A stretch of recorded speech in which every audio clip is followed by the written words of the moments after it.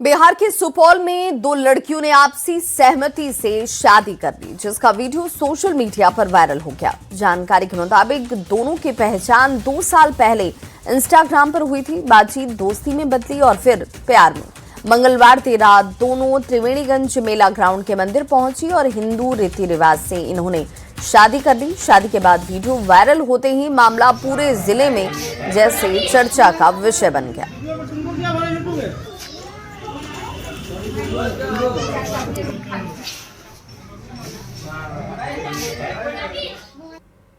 वैसे 2 बार मिले हुए हैं, बस मुलाकात हुआ। क्या दोनों को जिंदगी भर साथ रहना है क्या? हाँ, जिंदगी भर। अच्छा, आखिर क्या देखे इसमें जो फिर लड़की तो वहीं से ही आप शादी की? कुछ भी नहीं देखे, हम उससे प्यार हुआ था इसलिए हम शादी कर लिए। शादी का ख्याल कैसे आया? ऐसे बोले शादी करो, हम पहले बोलते थे फोन में करेंगे तो हम लोग बोले ठीक है कर। आखिर लड़की से ही क्यों शादी की? ऐसे प्यार हुआ। कैसे शादी किए, कहाँ किए, कब किए?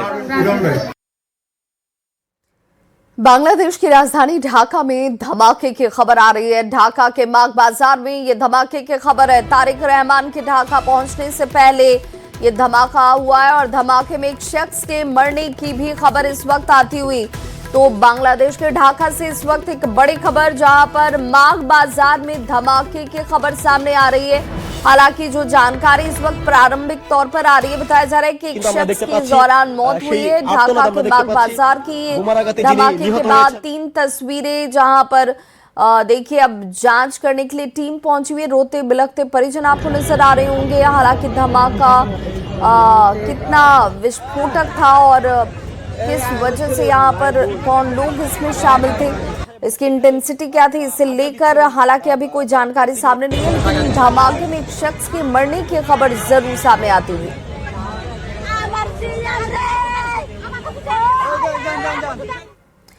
तो बांग्लादेश में हिंदू अल्पसंख्यक दीपू चंद्र दास की निर्मम हत्या के विरोध में रांची की सड़कों पर भारी आक्रोश देखने को मिल रहा है।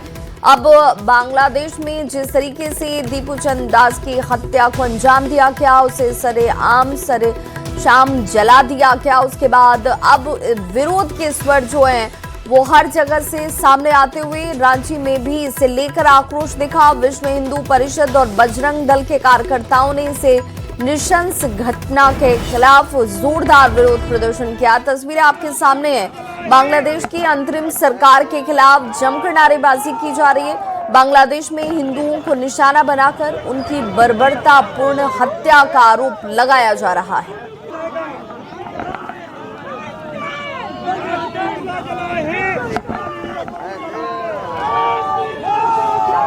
एक बार हम लोग जाके टकरा लो, हम लोग भी बजरंगी है। एक बार बजरंग दल के जीते हैं और अपने दम पर जीते हैं। मैं साफ साफ जिहादियों को बोलना चाहती हूँ, एक बार टकरा के देख लो।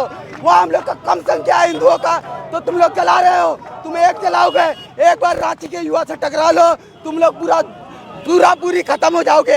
ये भारत सरकार और वहाँ के बांग्लादेशी सरकार को भी यहाँ से चुनौती है कि अगर आप हिंदू हित की बात नहीं करते हैं तो जनता जो हिंदू है वो आपका भी त्याग कर देगी।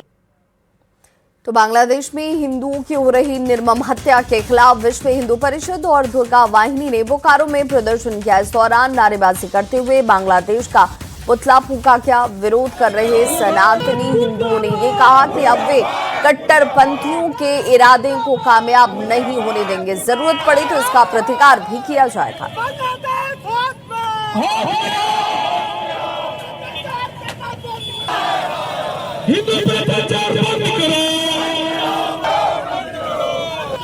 अब हिंदुओं का कत्ल नहीं होने देंगे, अब नहीं, बहुत झेल लिया हमने, अब हम नहीं होने देंगे। अब हिंदू रक्त नहीं बहेगा सर।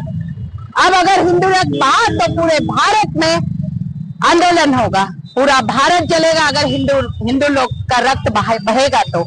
इसीलिए अब हम दुर्गा वाहिनी और मातृशक्ति भी सड़क पर आ गए हैं। इस्लामिक जो कट्टरपंथी है वो हिंदुओं को घृणा की दृष्टि से देखकर उनको तथाकथित कत्ल करके अपना इस्लाम को स्थापित करने की एक साजिश जो चल रही है। लेकिन विश्व हिंदू परिषद बजरंग दल के कार्यकर्ता जब इस धरती पावन धरती के सपूत जो है जब तक है तब तक हिंदुओं की सुरक्षा हमारी दायित्व है।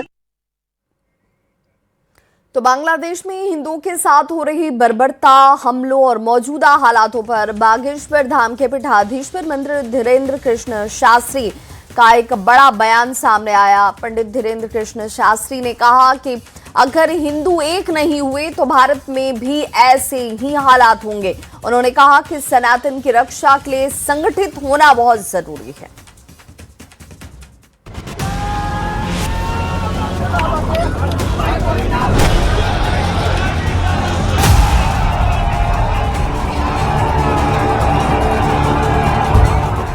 बांग्लादेश में हिंदुओं पर हो रहे हमलों को लेकर लगातार बयानबाजी जारी है। मंगलवार को दिल्ली समेत देश भर के कई शहरों में हिंदू संगठनों ने जोरदार प्रदर्शन किया था।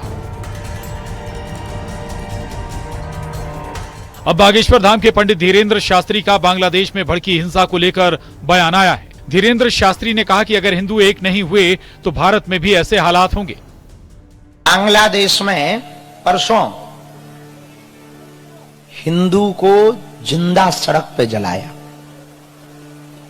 चौराहे पर बांग्लादेश में। क्यों जलाया? क्योंकि वो हिंदू था। यदि तुम आज नहीं जगे तुम भी भारत में जलाए जाओगे। इसलिए हमारी प्रार्थना है। धीरेन्द्र शास्त्री ने हिंदुओं से अपील करते हुए कहा कि सनातन की रक्षा के लिए संगठित होना अनिवार्य है। बच्चों को कार व्यापार भले ही मत देना, लेकिन संस्कार जरूर देना। देकर मरो या ना मरो, संस्कार देकर मरना। संस्कार रहेंगे तो तुम्हारे बच्चे कार व्यापार सब खरीद लेंगे, पर संस्कार नहीं रहेंगे ना, हिंदुत्व नहीं रहेगा ना, हिंदुस्तान की संस्कृति नष्ट हो जाएगी। हमारी एक ही चिंता है, हिंदू एक हो, हिंदू एकजुट हो, भारत हिंदू राष्ट्र। बांग्लादेश में हिंदुओं पर हो रहे अत्याचार को लेकर एक और सियासत हो रही है। दूसरी ओर देवकी नंदन ठाकुर ने भी कहा कि अब समय मौन रहने का नहीं, जागने और आवाज उठाने का है। पूरी दुनिया में जब भी मानवता मरती है, सनातनी जगत उनके साथ खड़ा होता है, लेकिन जब जिंदे सनातनियों को, हिंदुओं को बांग्लादेश में जलाया जा रहा है, तो क्यों नहीं पूरा विश्व जगत इस तरफ आवाज उठाता है और बांग्लादेश को सबक सिखाने की बात करता है। आज हम अपने भारत में भी सभी सनातनियों से, महाराष्ट्र में रह रहे सभी सनातनियों से ये निवेदन करेंगे कि प्लीज आप लोग वोकल बांग्लादेशी होना चाहिए इन इंडिया। किसी भी बांग्लादेशी को हमारे यहाँ काम नहीं मिलना है। सब बांग्लादेशियों को उनके घर वापस भेजा जाए। बांग्लादेश में दिन प्रतिदिन हालात खराब होते जा रहे हैं। हिंसा में हिंदुओं को टारगेट किया जा रहा है। अब देखना होगा बांग्लादेश में हिंदुओं पर हो रहे अत्याचारों को लेकर भारत सरकार का क्या रुख रहता है। Bureau report, news 18।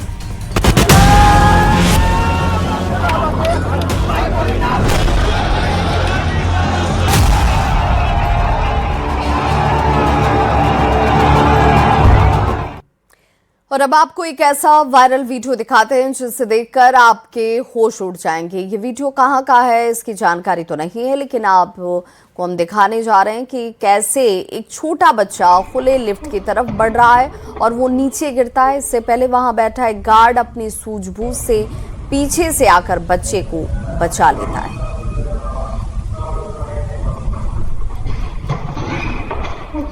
तो ये तस्वीर सावधान करने वाली है, सचेत करने वाली है और अभिभावकों को इस लिहाज से सोचने के लिए विवश करने वाली है कि छोटे बच्चे को लेकर ज़्यादा सावधानी और सचेत रहने की ज़रूरत है। इस गार्ड की सूझबूझ से ये बच्चा बच गया, लेकिन हर बार हर बच्चा बच जाए, वहाँ कोई मौजूद हो बच्चे को बचाने के लिए, ये ज़रूरी नहीं है। और ये खुली हुई लिफ्ट आपको नज़र आ रही होगी तस्वीरों में, जहाँ अनजान खतरे से ये बच्चा उस तरफ बढ़ता हुआ दिख रहा है लाल घेरे में। और देखिए कैसे गार्ड ने यहाँ पर समझदारी दिखाई, सूझबूझ दिखाई और इस खतरे को भांपा और दौड़कर इस बच्चे को इस खुली हुई लिफ्ट में गिरने से उसने वक्त रहते हुए बचा लिया।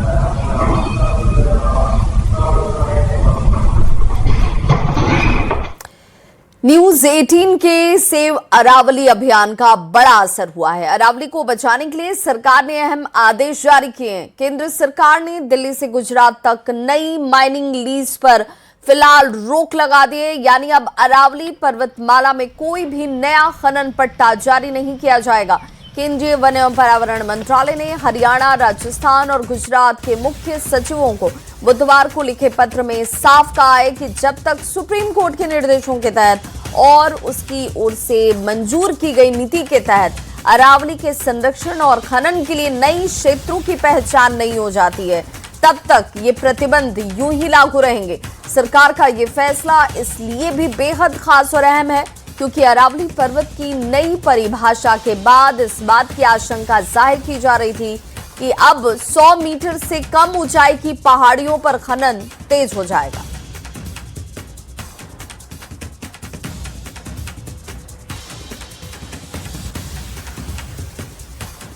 तो पिछले एक हफ्ते से न्यूज 18 हरियाणा से राजस्थान तक अरावली पर्वतमाला के संरक्षण को लेकर लगातार अभियान चल रहा है। न्यूज 18 की टीम फरीदाबाद, अलवर, पुष्कर, मानेसर और नागौर में अरावली के कई पहाड़ों की दुर्दशा को आपके सामने ला चुकी है। हमने दिखाया कि कैसे अरावली में खनन से पर्यावरण को एक बड़ा नुकसान हो रहा है। ये तस्वीरें इस वक्त आपके सामने भी हैं। अलवर से लेकर देखिए किस तरीके से नागौर तक की तस्वीर देखिए, पुष्कर हो, मानेसर हो, हर जगह खनन से देखिए कैसे फरीदाबाद हरियाणा में एक झील सी आपको दिख रही होगी जो खनन से बन गई है। और पुष्कर की बात करें तो राजस्थान के इस पुष्कर में पहाड़ कटा और रेगिस्तान जो है वो फैलता हुआ दिखा। नागौर में 100 मीटर से छोटी अब पहाड़ी जो है वो हो गई है। मानेसर की बात करें तो पहाड़ पर अतिक्रमण बेहद तेजी से दिखता हुआ नजर आया और इसीलिए न्यूज 18 ने ये मुहिम चलाई और उसका अब एक व्यापक असर भी हुआ है।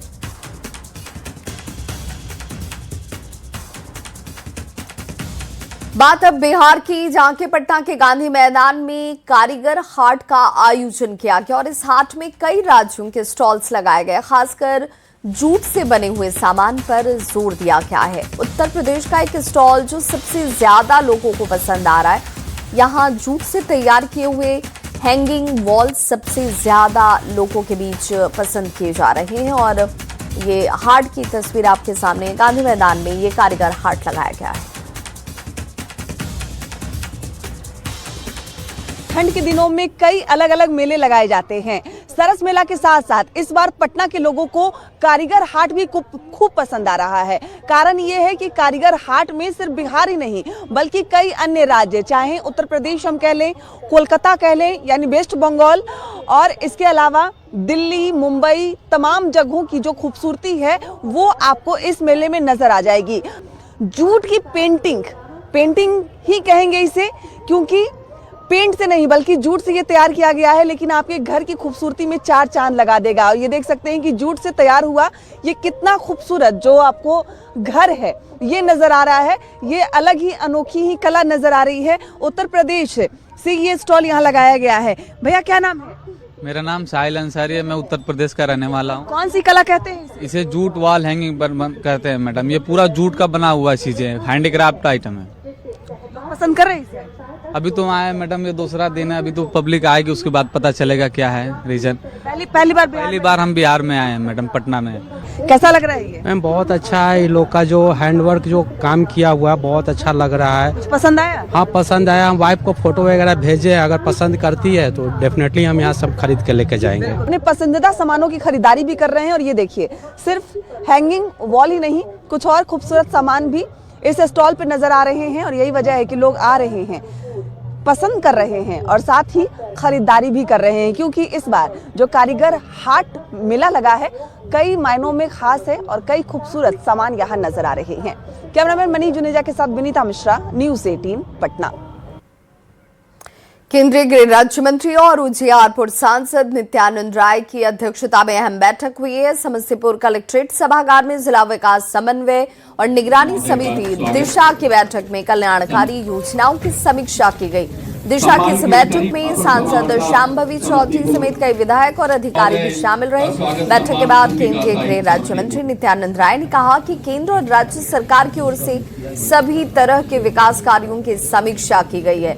इससे पहले की बैठक में जो मामले आए थे उसमें कई मामलों को निपटाया गया। भारत सरकार की महत्वाकांक्षी योजनाएं जो गरीब कल्याण की है और विकास की है, उसकी समीक्षा हुई और समीक्षा के दौरान आज स्पष्ट रूप से अधिकारियों के द्वारा उन सारे कामों को सफलतापूर्वक किया गया। समस्याएं थी, आदरणीय हमारे नित्यानंद जी के अध्यक्षता में बैठक हुई और जितनी भी माननीय जो सदस्य थे, इसका जो अपनी बात रखे क्षेत्र का सारी समस्या को सुना गया। जो पिछले बार समस्या रखी गई थी उसका अनुपालन में क्या क्या रिजल्ट आया, उसका परिणाम बताने का काम किया प्रशासन के द्वारा।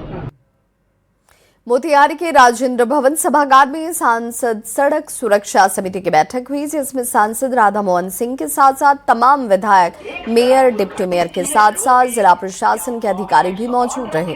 वहीं सांसद राधा मोहन सिंह ने सांसद सुरक्षा समिति को लेकर कई दिशा निर्देश दिए। कई जगहों पर फ्लाईओवर का निर्माण करने के साथ अधिकारियों को सुझाव दिए गए। सड़क सुरक्षा को लेकर जागरूकता रथ को भी सांसद ने हरी झंडी दिखाकर रवाना किया।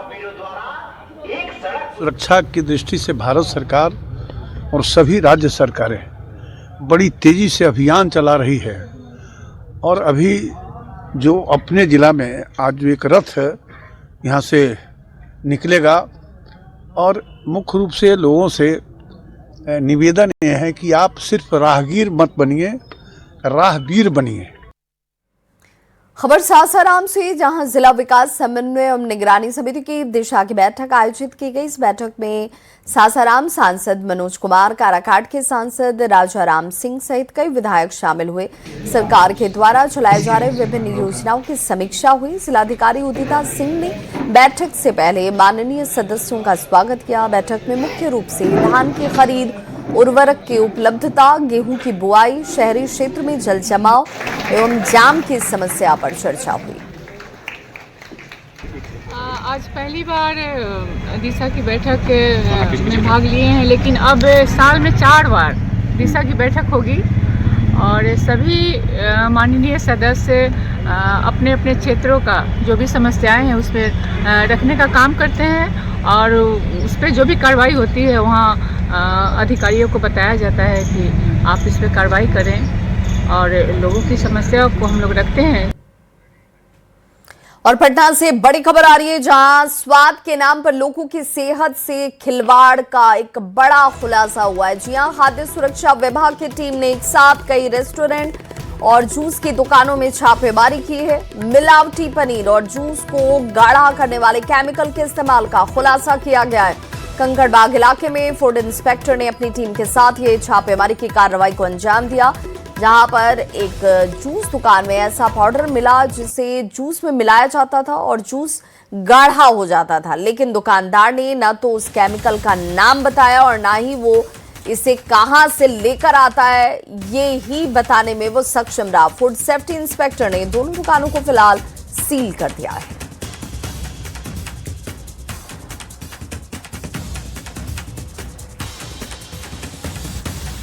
तो ये खबर आपको सावधान और सचेत करने वाली है। बी पाउडर किस चीज में इस्तेमाल किया जाता है? ये शेक में डालता है। क्या होता है उसके बाद जब शेक में डालते हैं तो क्या होता है? शेक थोड़ा गाढ़ा होता है। इसका नाम नहीं है? किस चीज में लाते हैं इसको? किस पन्नी में? दोनों दुकानों में थोड़ा सा अनियमितता पाया गया है। एक तो होटल है उसमें पनीर गलत पाया गया है, प्लस उसके पास लाइसेंस नहीं था, वहाँ नमूना ले लिया गया है और दुकान बंद कर दी गई है। एक अभी जूस के दुकान में आया है कृष्णा जूस एंड शेक्स, यहाँ भी देख रहे हैं कि थोड़ा सा अवॉइडेबल पाउडर देख रहे हैं जिसका कोई केमिकल नाम नहीं बता रहे हैं। जब उसको हम ओरली टेस्ट करने के प्रयास किए तो उसमें जीभ में लेने पर जीभ में पूरा सट गया, उसको मतलब कि रगड़ने के बाद भी वो जल्दी से छूट नहीं रहा था और मुंह चिकना हो गया। ये लोग बोल रहे हैं कि ये शेक को गाढ़ा करने के लिए केमिकल आता है, लेकिन केमिकल का कुछ नाम नहीं बता रहे हैं और ना ही इसका कोई डब्बा दिखा रहे हैं। ये बोल रहे हैं कि दिल्ली से लूज हम मंगवाते हैं, उसका कोई ट्रेस भी नहीं बता रहे हैं। तो तत्काल प्रभाव से इसको हम दुकान को लाइसेंस नहीं रहने के कारण बंद कर दे रहे हैं। प्लस उसके भागलपुर और आसपास के जिलों में शीतलहर की स्थिति बनी हुई है और ऐसे में आम जनजीवन पूरी तरह से अस्त व्यस्त हो चुका है। कोल्ड वेव की वजह से देखिए जिला प्रशासन के साथ स्वास्थ्य विभाग की टीम जो है वो लोगों से सावधानी बरतने की अपील कर रही है और यहाँ इस वक्त सभी अलर्ट मोड पर हैं। मॉडल सदर अस्पताल में 8 बेड का रिजर्व वार्ड बनाया गया है जहाँ ठंड से बचने के लिए कई तरह के इंतजाम किए गए हैं। सिल्क सिटी भागलपुर शीतलहर की चपेट में है। बढ़ते ठंड ने लोगों की परेशानी बढ़ा दी है, लेकिन भागलपुर का मॉडल सदर अस्पताल अलर्ट मोड में है। तस्वीरों में साफ तौर पर देख सकते हैं कि किस तरह से अस्पताल प्रबंधन की ओर से यह रिजर्व वार्ड बनाया गया है और जिस तरह से लगातार कड़ाके की ठंड पड़ रही है तो ऐसे में अस्पताल प्रबंधन पूरी तरह से सतर्कता बरत रही है। वार्ड में हीटर लगाया गया है और तमाम तरह की दवाई भी यहाँ पर उपलब्ध है। सर, आप लोग अलर्ट मोड में हैं? जी हाँ, हम लोग अभी एकदम अलर्ट मोड पे है क्योंकि आप मौसम का हाल देख ही रहे हैं, कितनी शीतलहर चल रही है। तो इस कंडीशन के लिए हमने यहाँ पे एक वार्ड बनाया है जिसमें हमने यहाँ पे हीटर से लेकर के कंबल तक की व्यवस्था कर रखी है ताकि मरीज इस टाइप का है तो उन लोग को यहाँ किसी तरह की समस्या ना हो। 24 घंटे आप लोग अलर्ट 24 आवर पे हमने यहाँ पे एक रोस्टर बना रखा है। डॉक्टर भी 24 आवर रहेंगे और स्टाफ भी 24 आवर अलर्ट मोड पे। देखिए, ये रिजर्व वार्ड है और रिजर्व वार्ड की हम आपको तस्वीर दिखा रहे हैं कि किस तरह से जो अस्पताल प्रबंधन की तैयारी है वो यहाँ पर पूरी नजर आ रही है। बता दें कि भागलपुर में जिस तरह से लगातार तापमान गिर रहा है और ठंड बढ़ रही है तो कहीं ना कहीं इससे आम जनजीवन प्रभावित हुआ है, लेकिन जो स्वास्थ्य विभाग है वो पूरी तरह से अलर्ट मोड में है। मॉडल अस्पताल में 24 घंटे स्वास्थ्यकर्मी और डॉक्टर की तैनाती की गई है। विकास कुमार सिंह, न्यूज 18 भागलपुर। तो इस बुलेटिन में बस इतना ही, लेकिन न्यूज 18 बिहार झारखंड पर खबरों का सिलसिला लगातार जारी है।